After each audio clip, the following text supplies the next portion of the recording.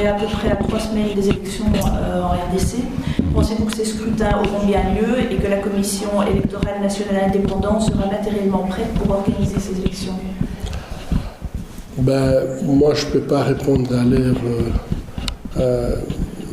à leur place, mais je viens du Congo, je n'ai pas vu un seul signe de préparation de ces élections pour qu'elles soient transparentes, crédibles et apaisées. Je n'ai vu aucun signe.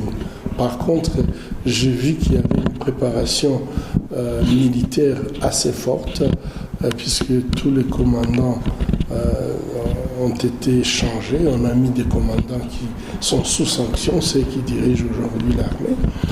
La deuxième chose, on a montré le matériel logistique pour distribuer les kits électoraux. Ce sont des camions militaires, on ne sait pas ce qu'il y a dedans.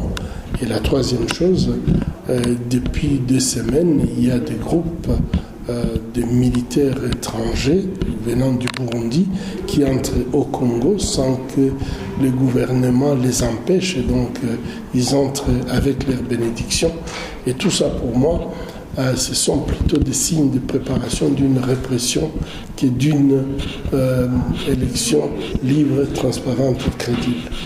Peut-être qu'il y aura une élection, mais elle ne sera ni transparente, ni crédible, ni apaisée, puisque moi je l'appelle plutôt s'il y a quelque chose qui se passe le 23 décembre, ça sera beaucoup plus une nomination via les machines à voter que vraiment les élections. Avez-vous un mot d'ordre pour le 23 décembre qui verra ces élections organisées avec ces machines à voter et un fichier électoral corrompu? Êtes-vous favorable à un boycott des urnes et pensez-vous qu'il faut malgré tout aller voter? Je crois que là, le peuple congolais ou les partis même politiques congolais ont un choix difficile.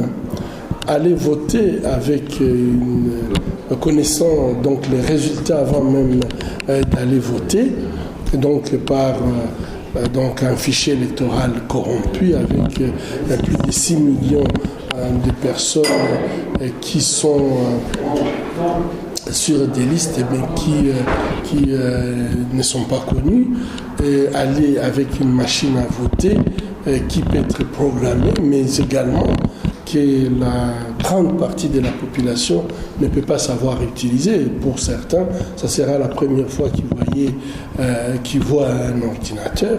Moi, je crois qu'aller voter dans ce contexte où vous savez déjà qui va voter, qui va gagner les élections, c'est ce que j'appelle des nominations.